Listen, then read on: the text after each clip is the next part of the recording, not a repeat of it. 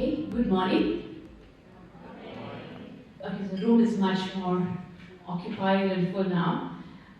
So before we start the panel, I was just thinking about the topic of the first panel. It says, Successful Women Leaders Journey. So lots of words there. So I thought it'd be nice to just unpack the title itself. Let's take the first word, successful. What does the word successful mean to you? Anybody in the audience? Fulfillment, yes. Anybody else? Freedom. That you achieve your own goals. To achieve your own goals. Yes, to achieve your own goals, to achieve on your own terms. And you see this definition if I were to go in your terms. If you were to go around the room, you'll hear so many different definitions of successful, right? And that's the key. That we all define what success means to us on our own terms. And that's what these leaders here on this panel have done. They've all defined success on their own terms and not fitting into the mold defined by somebody else. So that's the first word, successful. The second word, women leaders, or just let's stick to leaders. Who here thinks they're a leader? Okay, about 30-40% people think they're leaders. But I would say this, if you have the capacity to inspire, influence, and impact even a single person, whether it's your workplace, whether it's your community, whether it's your family, then you are a leader. I think Arvind said that earlier on, that we need to start believing that we are a leader. And as women, I think it's a little bit more for us to start really believing in this thing. So we are all sitting here and we are all leaders. So that's the second word. The third word is journey. Now, we all may have similar goals, but the way we will get there will be different. Each one of us will have our own journeys. We get guided by our own experiences, by our challenges, and our choices. That's exactly what you're going to hear from this panel, how each one of them has made different choices, and that's defined their journeys. And I had the opportunity to talk to all of them before this, and one thing you will realize, there are clearly 5 themes that are going to come out of this conversation. The first one is about being confident. You're going to hear in their stories how each one of them has defined confidence for themselves, how they've all owned their voices. The second is building network, because no leader can take this journey alone. We all need people around us. The third theme is going to be about creating balance for yourself. Not only work-life balance, but balance within ourselves. Whether it's physical fitness, emotional fitness, mental fitness, balance constitutes of all that. And we're going to hear that too. The fourth one is about visibility. It's not only about making sure we share our contributions, we share our stories. It's not about us. It's about when we share our stories, we take others along with us. We allow them to share their stories. That's exactly what this panel is going to do today. And lastly, defining growth. Because growth is never linear. It will have its share of ups and downs. And that's how growth gets defined. So what I'm going to encourage you to do as we hear the amazing stories is to start reflecting on your own journeys, on your own growth. And my hope is that we all will find a little bit of ourselves in each of their stories. So here we will start our panel. Welcome once again, all you amazing ladies. Let's get started. Yes. So my first question is going to be to Adele. Now Adele, you've had an opportunity to be all over the place. All over the world, different industries, different domains. How have these experiences shaped your leadership philosophy? Thank you, fantastic. So you can hear me? Yeah, right. I am really all over the place. Now I'll get started. So I think to answer it, one thing really stands out. It's about being authentic.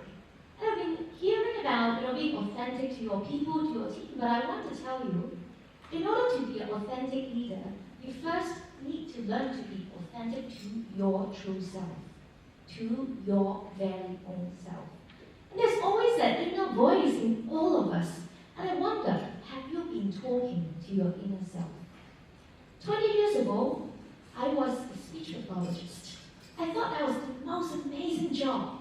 I worked in hospital, treated patients with Alzheimer's disease and dementia. I loved it. 2, 3 years in, there's an inner voice saying that, Adele, maybe this is not reaching your learning, you're reaching your learning at all. I'm like, shut up. I have the best job ever, so meaningful. So I continued going and going. 4, 5 years in, and that voice becomes stronger and stronger. That inner voice. So I'm like, maybe time to do some saving. And I saved enough to survive for 6 months without working, quitted that job, and started my own business, being my very own boss. And that's exciting. I thought that inner voice should be shut down perfectly, right? So I started, and it's a one-stop shop for children with special needs. And I started grow the business in the Greater Bay Area. So expansion within the 4 or 5 years. Fantastic journey. But again, 3, 4, 5 years down in, that inner voice is coming. I try very best to shut them down. But no, it's growing louder, louder. Now, maybe you want to learn something and you want to grow into the global business. What does that look like? I'm like, okay. So then quit the job. Everybody will call me crazy. And here I am. So I did my MBA. After MBA, I'm like, I'm going to go, just like my fellow classmate, I'm going to go into investment banking. So here I am. I joined JP Morgan as my first corporate job. Fantastic journey, meeting some of the very amazing people, super smart. But this time, I learned to talk to my inner voice even earlier. 1 year in, the inner voice saying, this has been amazing. But what will be more amazing is to go back to your passion, which is healthcare, people, and really uniting that science and technology and do some innovation for people's life. And 10 years ago, fortunately, I joined GSK, and you can imagine that inner voice never stopped. And in the past 10 years, I've been progressing because of that inner voice. And that inner voice keeps on telling me to learn and to progress. And thankfully, I've been moving roles across functions from local, region, global, and also across function from supply chain, strategy, finance, and now in global marketing. There's only one thing I want you all to start, is what exactly is your inner voice talking to you? Thank you. Wow. My next question is to Kathy. Sorry, you have to pass the mic. So Kathy, when you and me were chatting, you are somebody who's like focused so intensely on diversity and inclusion, and I say intensely because that is exactly what you're doing. What motivated you to make that shift, to get into this whole space so intently and so deeply? Well, good morning. Can you all hear me? Great. I hope you're having a good morning. Thank you for that question. So I'm going to share a little story about myself. And this will come as a shocker for those of you who are in the HR profession. It's what Ritu mentioned. I lead diversity, equity, inclusion, and belonging for an architecture, design, and engineering firm. I love my job a lot. It gets me up every day pumping. But it didn't start from there at all. I'll tell you the story instead of rephrasing. When I started early in my career, I actually worked on IBM mainframe machines, known as one of those women who can code. Now, those of you who are in technology, IT, digital, you know that the IBM mainframe machines have now been sitting in the computer museum. So that tells you about my age too, okay? I know I look much better than that, thank you to Mrs. Essay Model. But in all fairness, that career took me around the globe. I had a very international career that moved me to different parts of the world. I ended up being the executive director for a nice company in Switzerland, and at the same time too, I was leading a huge team of what we call digital technologies today. Now, it wasn't wasn't easy, I have to say. It was challenging. It was challenging for women in tech, but it was also equally challenging for a woman, an Asian woman, a woman of color, to be in a very white country, because I don't speak the language, which I do today, and I don't really understand the culture too. In fact, to tell you a story about this too, when I went there and I wanted to open up a bank account, lovely conversation with the bank manager. 15 minutes into it, she said, "Where's your husband? You need a husband to come and open a bank account." That's the kind of gender stereotype in society that I was battling with. But I don't want to paint this to be a bleak picture, because at the end of the day, I realized that I could use my voice to make this change. And that moment came when I realized that I reached the pinnacle of my career being this executive director. Systems must change. I was very fortunate to have sponsorship, through some great leaders that I've met, to have those kind of mentorship. But at the same time, I realized that it is the system that stack up against us women. And therefore, in order to make that change, I have to lead the change. And that's why I made this huge pivot into leading DEIB for many companies today. I have to say that, this change wasn't easy. I went back to school to do studies, but at the same time, I courageously took a leap. And I have to say that one of the things that I've learned, Adele spoke about it, is in a voice, speak to your inner voice. I'm going to go a bit further to say that it's actually believing in myself. And I also encourage all of you to believe in yourself. Sometimes you have this angel and devil sitting on both sides, either side of your shoulder, and your angel says, "Just go do it." Great. But the devil go, "Really? You can do this? There's someone better to." And women actually face that even more. Self-criticism, imposter syndrome. So quiet down that voice. The other thing I have to say, what got me to where I am today, to have this huge pivot, is to have a critical friend. I know we all have friends, we all have our tribe, but sometimes friends, I have to say, do not tell you the truth, because they want to keep the friendship, they want to keep things nice. But make sure you have that critical friend in your network that challenges you to do more, that actually puts the mirror in front of you to help you reflect. And I think at the end of the day, I got through this with the help of a really great critical friend whom I'm still great friends with today. So that's my story, and I invite all of you to also reflect on yours, because I'm sure there's many amazing leaders in this room, and you've got your own stories to share that could inspire someone else. Thank you. Thanks, Kathy. I'll pass the mic to Mollie. Mollie, your book on emotional inclusion came out recently, right? So for our audience, what is emotional inclusion? And a follow-up question would be, how do you balance your corporate leadership job with your initiatives on emotional inclusion? Thank you. Well, firstly, it's such a pleasure to be with all of you this morning to kickstart the 13th Asian Women Leadership Summit. It's quite a feat, so glad to see that the room is filled up and that everyone made it. So what is emotional inclusion?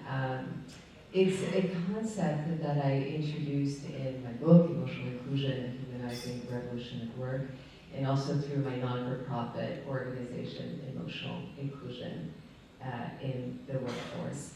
And it aims to go beyond diversity or traditional diversity, equity, and inclusion strategies by focusing on the emotional and mental wellness of employees.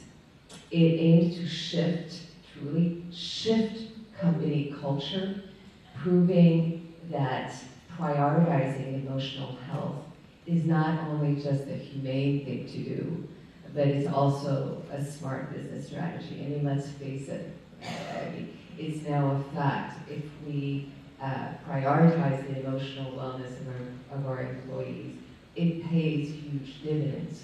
Why? Because if employees feel genuinely cared for, they will invest in the success of the business naturally. I think the fact that we're having this discussion still today, in the 21st century world we live in, is absolutely beyond me. But the fact is that we're still having to have this conversation. And if we think about it, we've advanced so little from the Industrial Revolution, which was just 200 years ago. Why? Why is it that we are still swiping conveniently emotions under the carpet because they are deemed to be, because they are a form of weakness or unprofessionalism in the workplace. Productivity at all costs is what is still, having us here, spearheading this discussion. When we look at the current state of affairs today, per the Harvard Business Review, up to 80% of employees will experience a diagnosable mental health condition throughout their lifetime, whether they know it or not. A recent study found that 55% of CEOs have experienced a mental health condition in the last 12 months. Per the World Health Organization, just last year, it found that 1 in 8 people are currently experiencing mental health issues. The poll is greater than us. So failing to look at it is not an option anymore. For the second question? How to balance, you have a day job, right? How do you balance that with your Ocean Inclusion Initiative, which is an NGO? Yes. It's a glorious juggle. But there is tremendous energy that is found when we follow our purpose. It's a lot of early mornings, it's a lot of late nights, it's a lot of working on weekends. I call it my second job, actually my third, because I have 2 children, and a 3-year-old dog that still is running on so much stamina. But it's an issue when I'm looking at, again, the lack of humanity in our workplace. And for having heard stories upon stories in my nearly 2 decades worth of corporate experience, pretty much spent here in Asia and with the same company, LongChamp, I just can't help but feel the call to fight for this cause and to hopefully leave a trail of hope for our children and the generations to come, where they too can, or where they, forget the two, scrap the two, where they can feel that they can show up as their whole selves at work without even thinking about it. Because here's the thing, there is no such thing as splitting our whole selves, home selves, from our work selves. That is such a false dichotomy. We are whole beings. And that narrative has got to stop.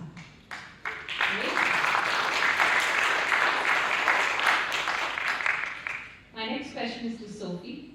And believe me, this wasn't planned, so they don't know their question is coming. So Sophie, you've been in Asia for such a long time. How has that shaped your own approach to diversity, equity, and inclusion? Thank you for the question. I've been in Asia for the last 20 years. I was raised in Asia. My mom's a single mom, and she's teaching safe working practices in rural communities across Asia, Central America, and South America. So when I was a kid, I spent a lot of my time in this part of the world. Eventually moved back to San Francisco, and that's where I spent my middle school and high school years. And for those of you who may or may not know, San Francisco is a pretty liberal, it's a very active community in terms of social justice. And so, as I grew up, going out and being part of protests, advocating on behalf of different normal. And so when I moved to Asia as an adult when I was 19, and I started pretty quickly to get involved in DEIB-related activities, my instinct was to kind of lean in with that Western style of leadership and advocacy, which very quickly I realized was not necessarily how issues were advanced, especially in the early 2000s in China at the time. And over time, over the last 20 years of being involved in this, I realized that there is a subtlety and nuance in Asia Pacific that the West has a lot to learn from. Often when I work with my counterparts in Western markets, it's always about, well, if there's resistance to a topic, that means that we need to just be louder. We need to make more visible individuals, especially on issues like LGBT inclusion, for example. And over time, I've come to realize that the history and the cultural diversity and context in this part of the world, I think, has given people a lot of appreciation for the complexities of social dynamics, the complexities between different beliefs, language, and cultures, and having to think through what are the impacts of some of those social changes that we're making, and what are the unintended consequences that we haven't thought through? What is the cultural context that people go home to? What is that social environment that they're living in? And how, as especially in the corporate sector, how can we be stewards and champions both within our organization and externally as well? So when we, for example, I was working in an organization where we were wanting to bring more women into frontline sales roles. And we realized that one of the issues that we were facing was that women were not able to take that on because we weren't doing enough to encourage men to take advantage of the parental leave, which we were very happy to launch and advocate, but we weren't doing enough to normalize work around that for men to be able to take that. And so in some cases, we actually went to competitions to celebrate and recognize men for taking that in communities where that had been less the case. When we look at issues like LGBT inclusion, for example, we found that we needed to do more around creating safe spaces within our workplaces so that individuals, even if they weren't out, could feel that this was a safe space within their workplace. And so we recognized that when they went home, that there was perhaps real risk for them to be able to be out in their communities. And so at the very least, we needed to start with signaling that our workplaces were a safe space. It wasn't just about being out and loud, it was about creating safety within our workplace so that we could build capacity towards that. And so that's one of the things that over the last 20 years, I've really tried to work with my counterparts in Western markets to be able to understand there's vast social complexity in this part of the world, and we have to be thoughtful and collaborative on the way that we actively advocate and advance a lot of these issues. Appetite is here, and I think that's often the misunderstanding is that because it looks different here, that might mean that there isn't appetite, and in fact, that's not the case. It just looks different, and it's really important that Western partners, when it comes to D&I, understand and appreciate that, and take the time to listen. And if there is resistance, that doesn't mean that people aren't open to it. It means that there's probably something that we haven't caught, there's something that hasn't been unpacked, there isn't something that hasn't been explored yet. And so that's the thing that I always try to say is, take the time, don't be the first one to speak, listen, because you have a lot to learn. Thank you. Deepali, last but not the least, as MC said, you grew up in India, right? A lot of your leadership journey was shaped by your experiences. What are some of the challenges that you faced and how did you overcome them? And in fact, how did that define your leadership journey? Thank you. So yes, I think I will mention the fact that all our experiences, our biases start quite early, and hence it's not just looking at women in the workplace or leaders, but really looking after our children. So I'm going to share two very short stories to answer that question of what really, who I am today as a leader, as a mother, as a wife, and how that journey as a child paved in defining who I am. So I grew up in a very humble household in India with a very large extended family and parents who were deeply rooted in the religious beliefs of Jainism. For those of you who may not know, it's very similar to Buddhism. And of course, financial constraints was an understatement. But I think the two values, and the stories is about the two values, that got deeply rooted was about growth mindset and about kindness and compassion. So the first one was, so my dad basically grew up in a village. My grandfather had a shop, and he was one of 10 sons, basically. It was clearly visible to him that if he wanted to make anything of his life, he needed to do it himself, because all that was available was food for the 10 mouths to be fed, but not much more outside of basic education. So, I mean, as he told his story to me as I grew up, I think that shaped in terms of whatever odds that he had to overcome to come out with just a bag full of food and clothes, to come out and study, get entry into IIT, which is one of the most reputable Indian institutions even till today. And then he went on to lead the National Physical Measurements Laboratory of India, the sole laboratory that's known for its measurement and standards. What that meant to me, and he made me sort of think about it and almost ingrained that in who I am, was the power of our thinking. The power that actually nothing is fixed. The fact that your circumstances can change. And who can change that?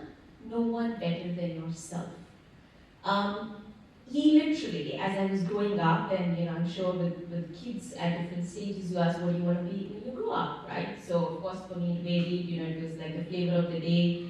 I saw a doctor, who was handling a patient, and I said, oh, I want to be a doctor, or if when I got a chance to see on TV, I would say, oh, I want to be an astronaut, etc. But really, he actually took that on and he said, you know what? You want to be an astronaut? You can be that. You want to be a doctor? So be it. You actually want to be Indira Gandhi? You can be that as well. There is no limit to who you can be as long as you think you can, and of course, you have to work for it. So that, to me, is the mindset which defined the first stage of sort of my leadership journey in some ways, which I of course also encourage my teams over later years, is really believe in yourself, and again, something that Adele mentioned a little bit. The second story is really about the religious aspect. So I guess take any religion, I think every religion sort of, the basic tenet is do good, be good. So for Jainism it's even stronger, which is non-violence, right? So you don't actually even kill an ant or a cockroach, or you don't eat vegetables that grow underground, because you're going to kill potentially some germs or things, because when you actually harvest them, etc. So that's the extent to which the religion goes. Now growing up, when I saw that, what that meant, even under the financial constraints, and of course despite the best that my parents gave me, what they always had was still eating. Even though I didn't go to a restaurant to eat, or I never really traveled outside of my own city, what they had was there was always a pot of money if the vegetable vendor's son needed money because they couldn't afford to pay for his education. Or there was always money if there was a marriage, especially of a girl child that was happening, and there was dowry being asked for, as much wrong as it might sound. So what I really learned through those actions was the fact that you don't live your life just for yourself. Of course, they could have spent that money. We could have had a nice meal outside. That's all what that meant, between having a nice meal or paying for someone's year-long education. But I think that, to me, was the response that actually your life, I mean, that's also what Jainism teaches you. You come single and you go single. You don't take anything with you. So what you leave behind is really what have you done for others? What have you given back to others in any small or big way? It doesn't have to be about building big hospitals, schools, charities, whatever. Anything. If you can do that, great. But if you can't, each one of us, is what I was told, can do something small to make that difference. And again, I think that kindness and compassion is what I feel I bring forward in my life journey throughout. So I think coming back to, I guess, the corporate environment and leadership, what that has meant to me is really, and you know, when I feel very happy about taking those tenets and going forward and saying, you know, if someone wants a job, let's say, and doesn't really fit the mold, I know for a fact, and having gone through that myself, I think a lot of times corporate world doesn't give them that opportunity. I'm the first one, and I have done that, and I can proudly say that, to give people that opportunity, because you know what, everyone deserves that opportunity. You know, again, if someone doesn't feel like they're ready for the promotion, but you know, and they've had a sort of, let's say, a struggle full of journey, I think take that shot. You know, people will make it because each one of us has it in us. So I think, you know, for me, that journey has really been paved by that thinking that you are no good than anybody else, but no one is better than you as well. If you really think you can, you absolutely can. And the kindness and compassion that you can show, however small it may be, can go a very long way to make this world a much better place. Wow, such inspiration there. I'm going to quickly move on to the second round. Mollie, I will start with you. What are some steps that organizations, whether they are big multinationals or small, medium businesses, what do you think are some steps that all these businesses can take in order to promote emotional inclusion? Yeah, that's such a great question. Thank you for that. I often get actually the question, or rather the response is saying from smaller organizations, yes, but we don't have the budget. And whether you're a small, medium enterprise or you're a large multinational, for me, there is no difference. Why? Because we can all start somewhere. So for the larger organizations or the organizations that do have budget, you know, putting into place a mental health policy or insurance scheme for me is the status quo, right? There is a plethora of science-backed information behind the mind-body connection.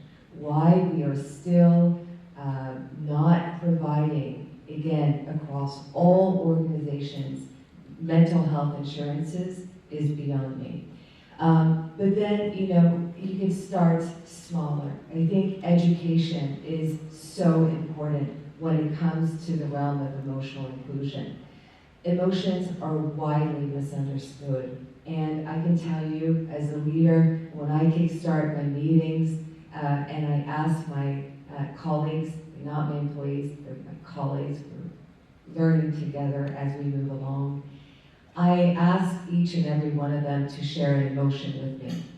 And what I found to be fascinating is that they don't know what emotions are. They'll give me their states and how they are, but they don't give me emotions. And so I think understanding, one, what are emotions? How do they help us survive and thrive? What are they, how can they serve us, in our daily lives is key. So workshops in and around emotions is important in one way, shape, or form. Spearheading campaigns is, I find to be such a powerful way of destigmatizing what it means to be human at work, and having voices of employees, rise up and share stories about what they've been through and how they've felt supported and genuinely cared for by their organizations is also a very, powerful way to destigmatize what emotions are. I think, Arvind, you were talking about the topic of biases. And, I think another way of combating the stigma of emotions that emotions have in the workplace is being very mindful of the assumptions we make. Because the truth is, we know nothing about the other until we ask, and truth be told, until we have an honest answer. So never assuming is a little way, it doesn't cost any money, to start and treat each other in a humane way. There are many other ways, but I think, again, starting here is already a powerful way of getting the ball rolling. And again, in smaller or larger organizations alike, and we can all do it. We can all collectively make the change if we keep that awareness in mind that we are humans at work first and foremost, and that this is science-backed. It's not any airy-fairy concept. We emote before we even reason. So if we park here 2 seconds, it just is interesting in terms of how backwards our society is working today, and how much of a profound misconception we have of what it means, again, to be a human at work.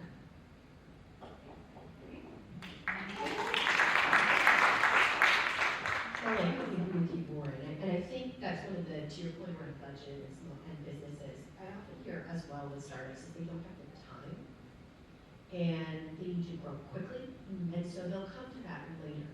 And I'd say that when you miss that crucial opportunity when you're building your business to put in those leadership values, or to put in norms around inclusive behavior, or valuing diversity, you're going to miss that huge, foundational building opportunity. And it becomes so much harder to change and correct behaviors later on, rather than saying at a baseline, this is what we expect. That doesn't cost money. In fact, that could probably make you money. That's correct. That's correct. Sophie, since you have the mic, let me ask you the question. Sure. We've talked about, and you've talked about the initiatives that you're leading at your organization. Can you share any particular initiative that you think had a really profound impact on the organization?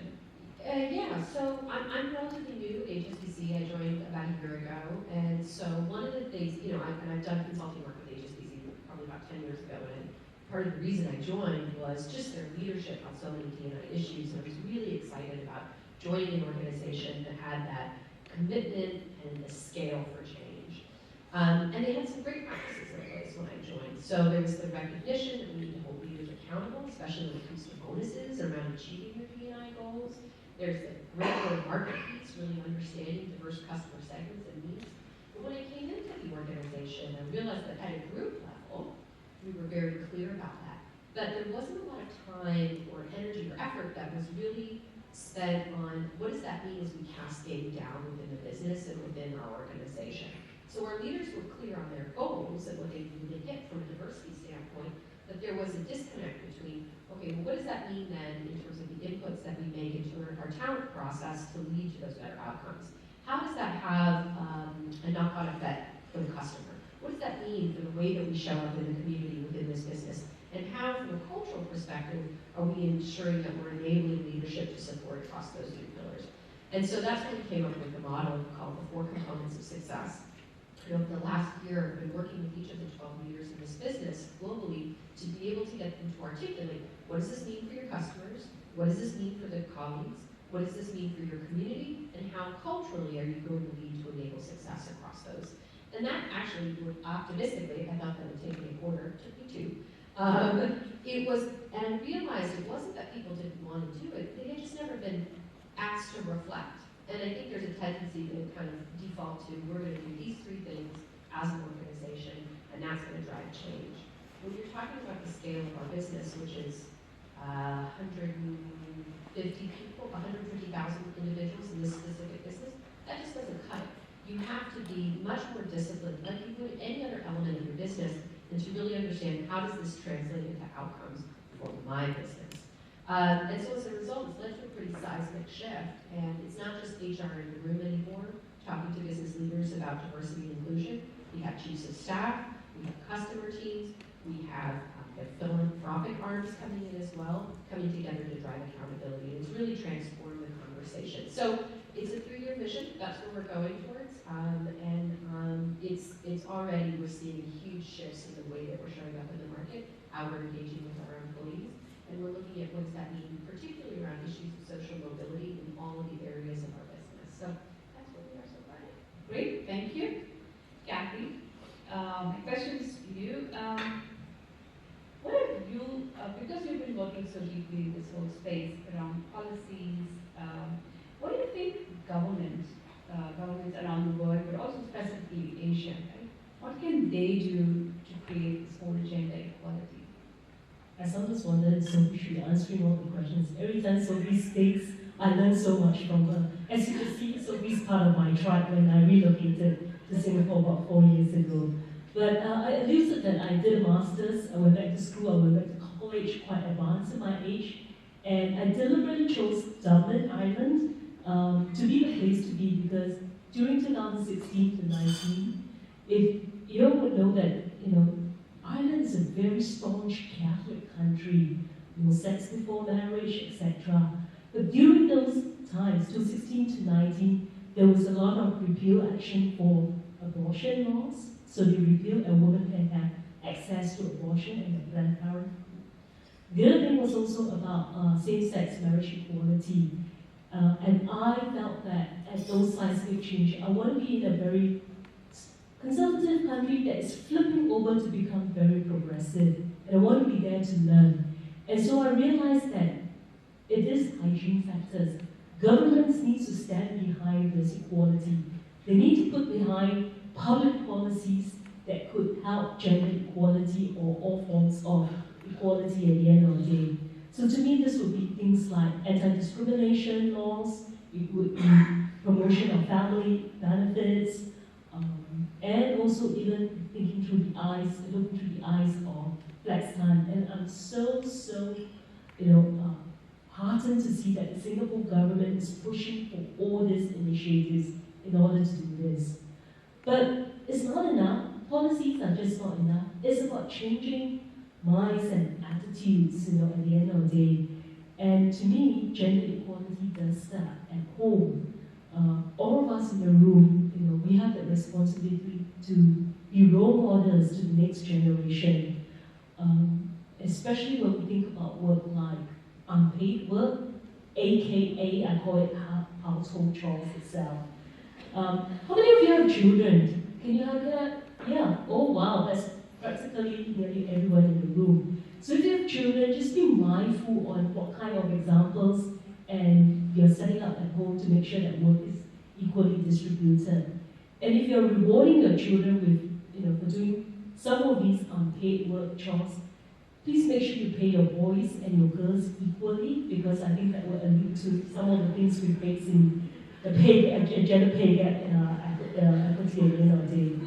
So I think these are some of the things I view as important. Hygiene factors that's required in terms of policy, but to enact that, let's change our mindsets, let's change our attitudes, and debunk all those gender stereotypes we have. Thank you. Thank you.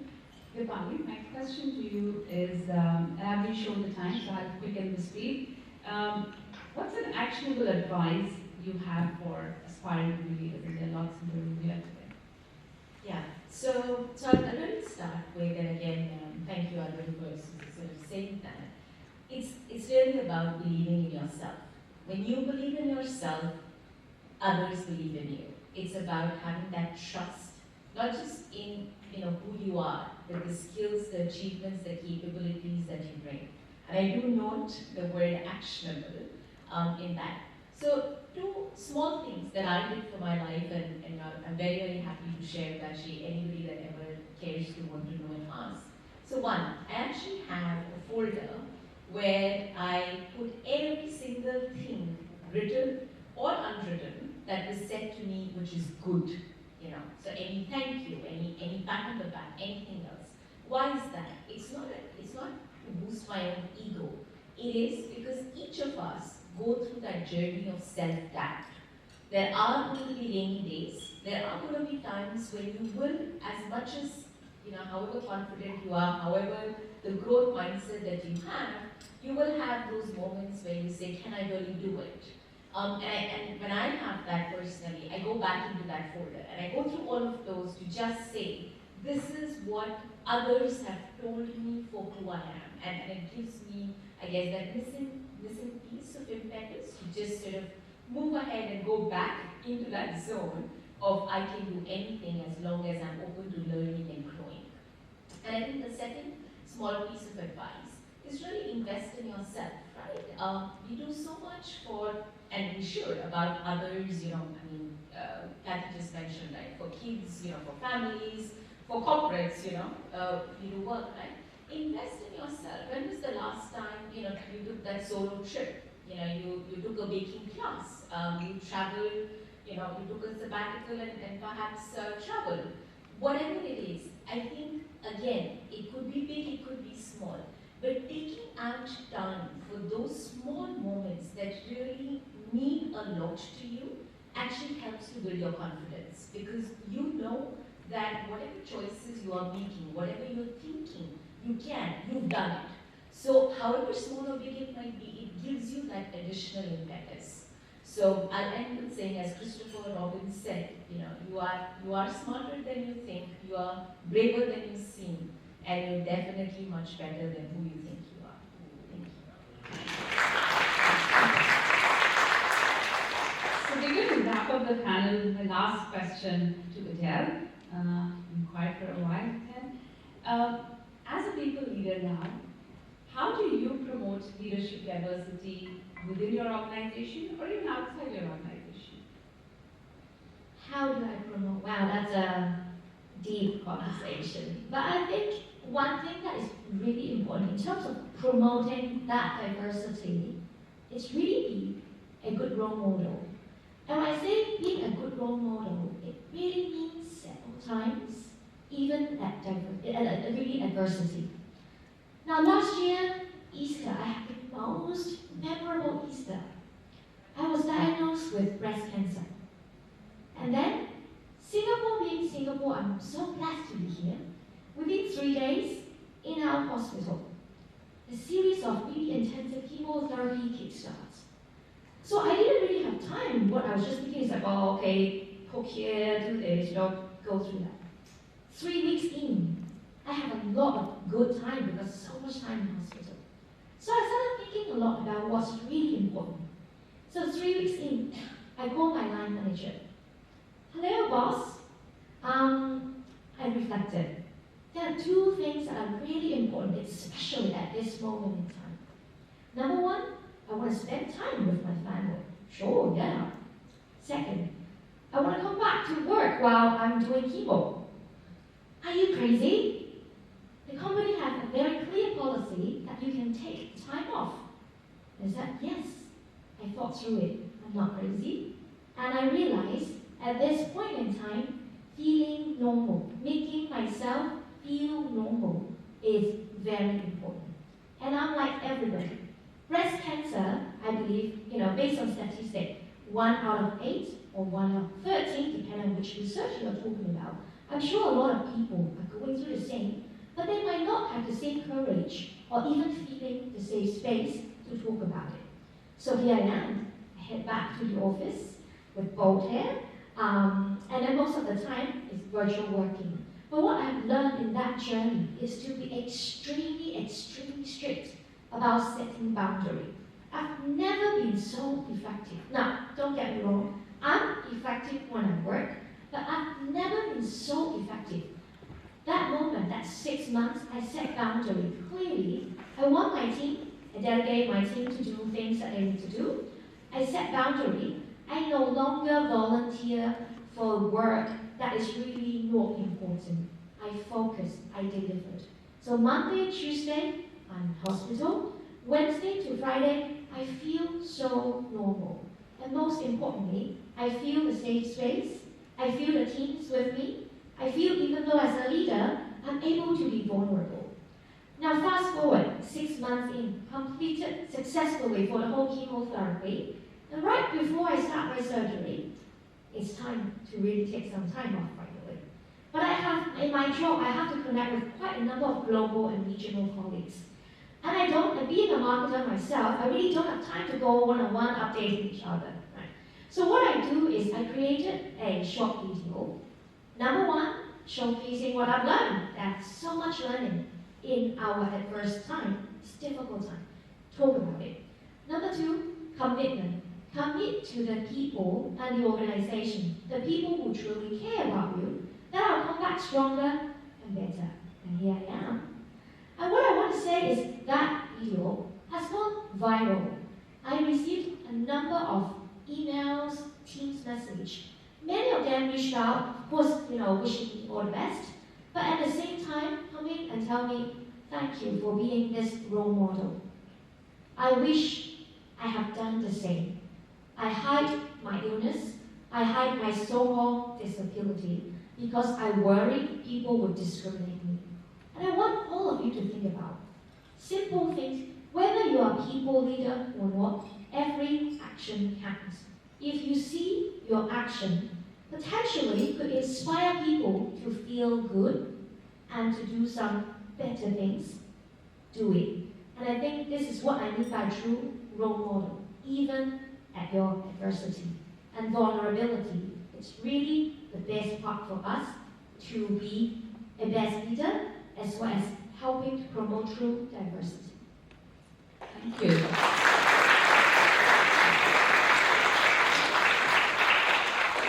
Thank you so much. And I know I could sit here all day and just keep listening to stories, but I also know we have some amazing panels next.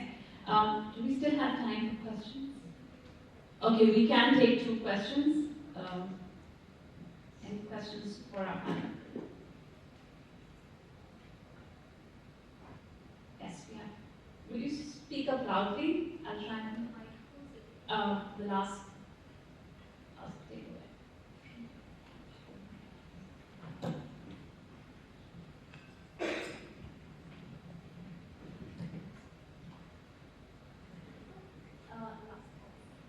And please say who your question is for, so we can make it specific.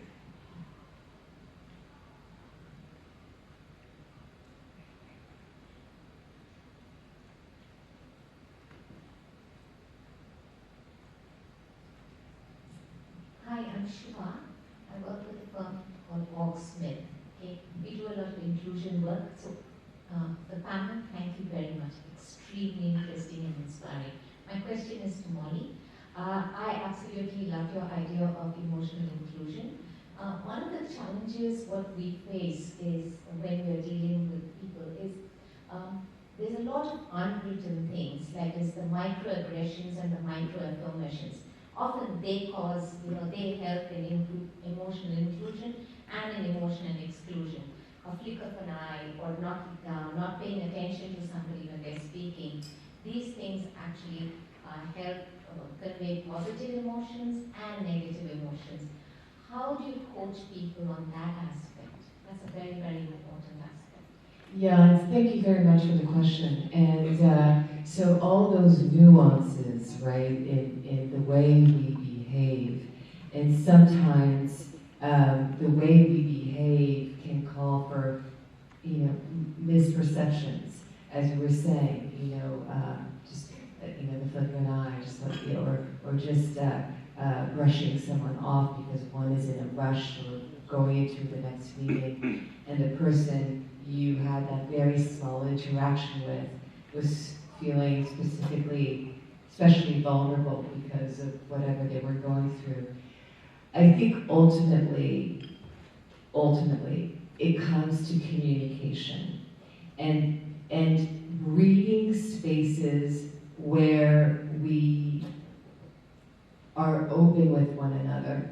I always tell my staff, my colleagues, that they can whenever they are feeling as if something is wrong, that they can come and speak to me about it. But here's the thing, it's not a one-way street. This is something that I've learned. I'm quite vocal about it, so I can share about this on stage today. I wasn't planning to. But to give you an example of vulnerability and how that translates on a leader's standpoint, and how that translates with employees then feeling that they can open up safely too, is by us leaders walking our talk. And I remember, last year I went through a divorce, and for a while I was wearing what I call my mask of an unvulnerability on, right? And going about my day and not showing emotion. And you'd think I should be, preaching what I speak about. But there's a time for everything, right? And I was still processing. But when I felt it was time and I was ready to speak to my colleagues about what I was going through, they were floored. They had no idea, because we are all essentially very good actors. We should, at this stage, I think we can all win awards, right? And so they were floored, but I was met with so much compassion and empathy and understanding, and space for me to grieve, because it is a form of grievance when one goes through a divorce. Grievance of what one once had, but no longer does have. So the moment I spoke up about my own vulnerabilities was truly the moment in my 2-decade-long career where I really found that my colleagues and peers felt that they could speak to me too about anything. And so this is a long-winded answer, but I think we leaders have the lion's share responsibility of marking the change and truly by our own example showcasing that vulnerability is not a weakness, it's a superpower. It's what brings us together in shared purpose, and so it's a long-winded answer. I don't know if I completely answered it, but I think again, the more leadership showcases vulnerability and breeds workplace ecosystems which allow people to feel safe in sharing what they're going through, however big or small, is crucial. So that ties in psychological safety, but it ties in emotional inclusion, because inclusion is a verb, and being emotionally aware of each other's realm is something that we need to do. So I don't know if that answered the question, but we can speak about it later if you wish. It did. One more question.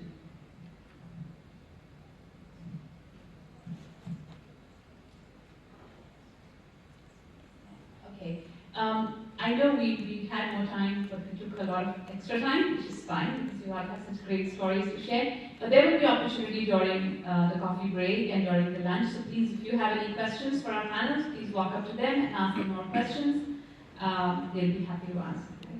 Thank you once again, ladies. It was wonderful listening to your stories and taking your time.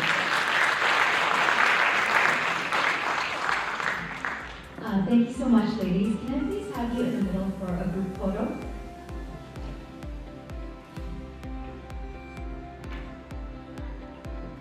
All right, so cameras just in the back.